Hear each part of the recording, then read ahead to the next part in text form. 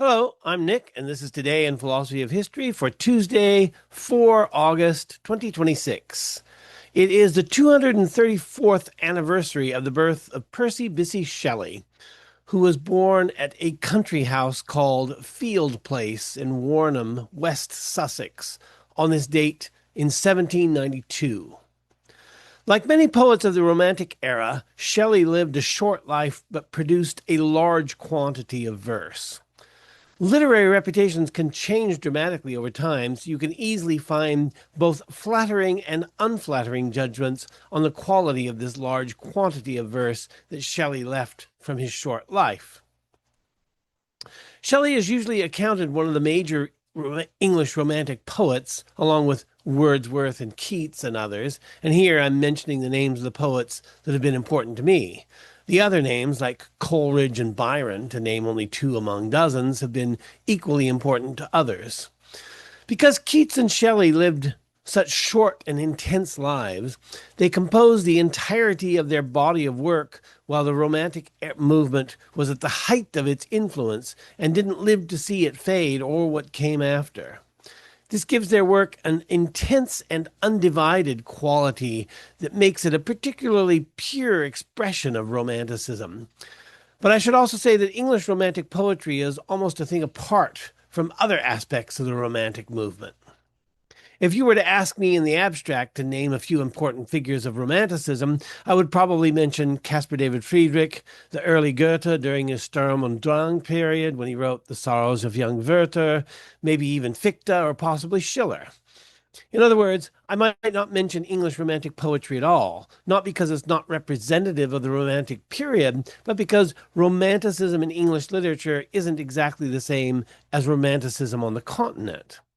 But I'm not going to attempt to define a distinction between these two, in part because I'm not even going to attempt to define Romanticism itself. I've been warned away from any attempted definition of Romanticism by my recent reading of Arthur O. Lovejoy's book, The Reason, the Understanding, and Time. Lovejoy wrote, quote, "Few things are more needful for historians of ideas than to get rid of the logical confusions associated with the word Romanticism, and, in fact, to cease asking, what is Romanticism?" Unquote. Lovejoy also wrote a paper about the many meanings of Romanticism, which is included in his Essays in the History of Ideas. So he spent some time on the problem, and he didn't even think it was worth asking the question. Instead of giving a definition, I'll point to an example, and a fictional example at that. Jane Austen's Sense and Sensibility, published in 1811 when both Keats and Shelley were still alive, was in part a send-up of Romanticism, with the emotional and impulsive sister, Marianne Dashwood, representing romantic sensibility, and the staid and sober sister, Eleanor Dashwood, representing good common sense, free of the theatrics and emotionality of Romanticism. Northanger Abbey, for that matter, also pokes fun at Romanticism, so this is a recurring theme in Austen's work. Even though they were all alive and publishing at the same time, there's no evidence that Austen read Keats or Shelley, and no evidence that Keats or Shelley read Austen. What exactly Austen's sources were and how they inspired her to poke fun at Romanticism, I don't know, but I'm sure an Austen scholar could lay it all out with impressive detail. Suffice it to say that they lived in different worlds, and Shelley's world, as I've already said, was a short and intense life of writing romantic poetry. Romantic poetry sometimes reads like a fever dream, but some of the shorter poems of the Romantic era are quite penetrating without having the scope to wind themselves up into an altered state of consciousness. From Shelley's large corpus of verse, I'm going to consider only a single short poem, but it's sometimes identified as Shelley's most popular, or perhaps his most widely known poem. And this is the poem Ozymandias, published in the Examiner on 11 January 1818. It goes like this. I met a traveler from an antique land who said, "Two vast and trunkless legs of stone stand in the desert. Near them, on the sand, half sunk, a shattered visage lies, whose frown and wrinkled lip and sneer of cold command tell that its sculptor well those passions read, which yet survive stamped on these lifeless things, the hand that mocked them and the heart that fed. And on the pedestal these words appear, 'My name is Ozymandias, King of Kings. Look on my works, ye mighty, and despair.' Nothing beside remains.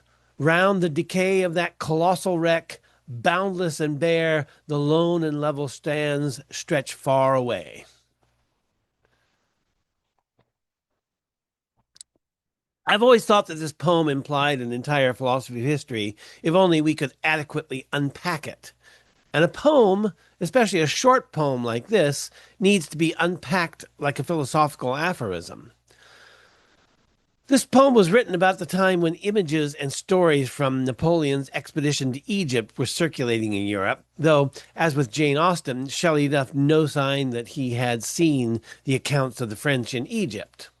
The most direct influence on the poem seems to be from the ancient historian Diodorus Siculus, who, in his Library of History, Book 1, Chapter 47, describes the mortuary temple of Ramesses II, today often called the Ramesseum, paraphrasing the earlier historian, Hecataeus of Miletus, who came even before Herodotus, who had visited hundreds of years before the time of Diodorus. And Diodorus writes, quote, 10 shades from the first tomb, 10 stades, or stades, I don't know how it's pronounced, from the first tombs, he says, in which, according to tradition, are buried the concubines of Zeus, stands a monument of the king known as Ozymandias. It is not merely for its size that this work merits approbation, but it is also marvelous by reason of its artistic quality and excellent because of the nature of the stone, since in a block of so great a size there is not a single crack or blemish to be seen. The inscription upon it runs, "King of kings am I, Ozymandias. If any would know how great I am or where I lie, let him surpass one of my works." Unquote. The name Ozymandias seems to have been derived from one of the many royal names of Ramesses II. Apart from this very direct influence, it does seem to have been the case that Shelley knew a book titled The Ruins, or Meditation on the Revolutions of Empires and the Law of Nature, by Constantin Francois Volney, the pen name of Constantin Francois Casabof de la Girardet. This book was first published in French in 1791, and in the following year, the first English translation appeared in the same year Shelley was born, 1792. Volney had traveled in Egypt, Assyria, and the Levant and seen many ancient ruins firsthand. The book begins with Volney recounting his travels and his contemplation of ruins that he found in his travel, and the narrative, though, shifts to fantasy as he recounts an experience in which a phantom takes him high above the earth and affords him an overview of the ruins he was previously merely sitting amongst.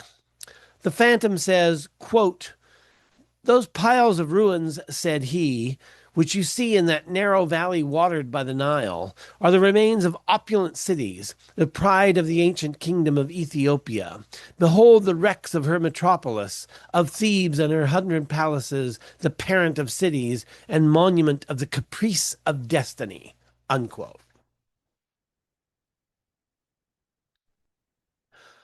Volney's prose account of ruins is in many ways more fanciful than Shelley's poetic account of a ruin.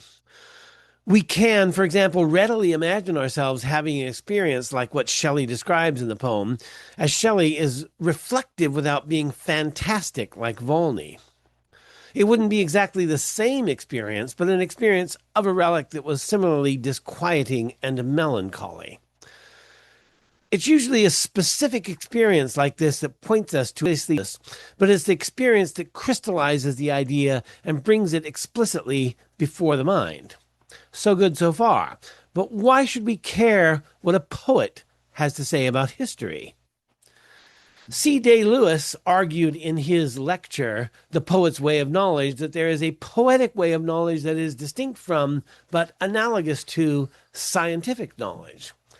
He said, quote, "Poetry can be a record of the mind experiencing itself, and thus a way of knowing better, of understanding our moods, feelings, and passions," unquote. Admittedly, self-knowledge is neglected by the natural sciences, and any source of insight into ourselves ought to be welcome, but the claim of self-knowledge doesn't get us very far. Fortunately, Lewis has more to say. This, for example, quote, "The poem does not merely embody a complex of experiences, it is an experience. And thus the kind of knowing it offers is different from the knowledge we would get from a number of case histories illustrating the same sequence of mental events," unquote. And to this I could add that a poem is an experience that can be repeated. And in this sense, if in no other sense, the poetic way of knowledge is analogous to the scientific way of knowledge. Certainly the poet's way of knowledge is neither the philosopher's way of knowledge nor the scientist's way of knowledge, but these three modes of knowing might conceivably illuminate each other. Shelley himself wrote about the cognitive value in poetry in his essay, A Defense of Poetry. Shelley, in this essay, calls poetry the expression of imagination. And he further says of the imagination, quote, "Reason is the enumeration of quantities already known. Imagination is the perception of the value of those quantities, both separately and as a whole. Reason respects the differences, and imagination the similitudes of things," unquote. Poetry, then, expresses the value of quantities known to reason, and in so doing points the way to a larger synthesis which has become necessary given reason's analysis of wholes into component parts. This is distinct from, but not unrelated to, Lewis's argument for the epistemic value of poetry. And there are even further cognitive claims made on behalf of poetry by Aristotle, of all people. In chapter 9 of his Poetics, Aristotle wrote, quote, "The distinction between historian and poet is not in the one writing prose and the other verse. You might put the work of Herodotus into verse, and it would still be a species of history.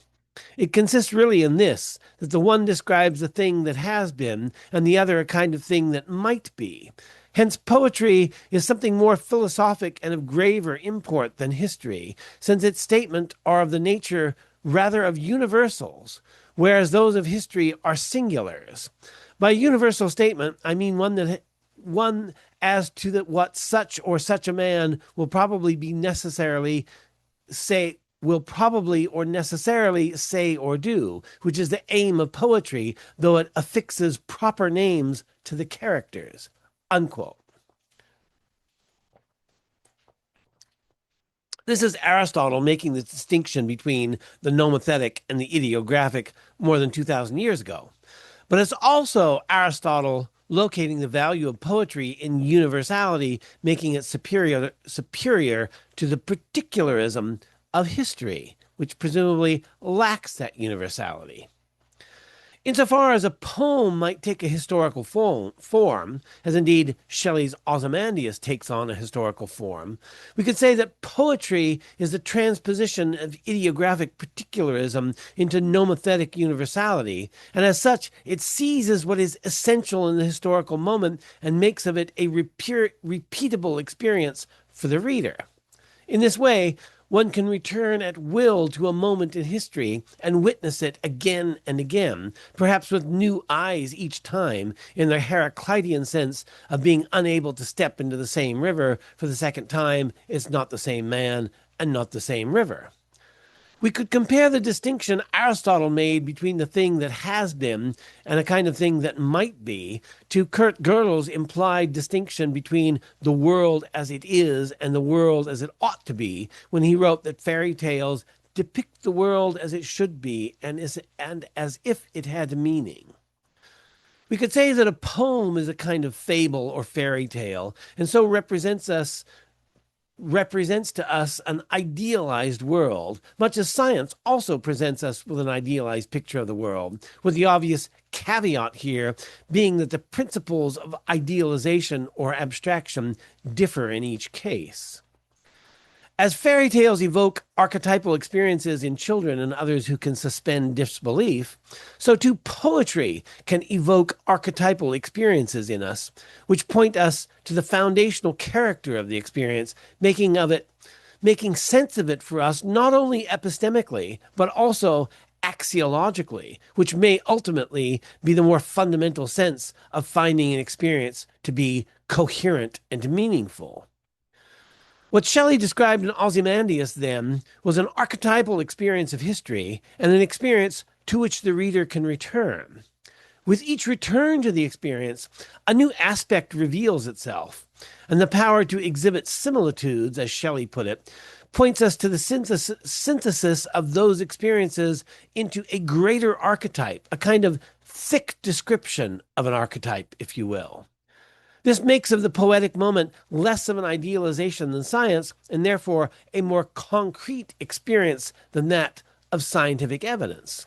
This is the crystallization of experience this is the crystallization of an experience that brings it explicitly before the mind, which I mentioned earlier. And since it's archetypal, or universal in Aristotle's sense, it constitutes a point of reference to which we can return, which then becomes an anchor for further experiences different in detail, but nevertheless conforming to the archetype. The traveler's tale, the shattered visage, the empty claim of power, and the lone and level sands are elements that we will encounter again. And in encountering them, we will recognize them as belonging to an archetype. We have a place in our mind prepared for such things, thanks in part to Percy Bysshe Shelley, to whom I wish a happy birthday. Thanks for listening.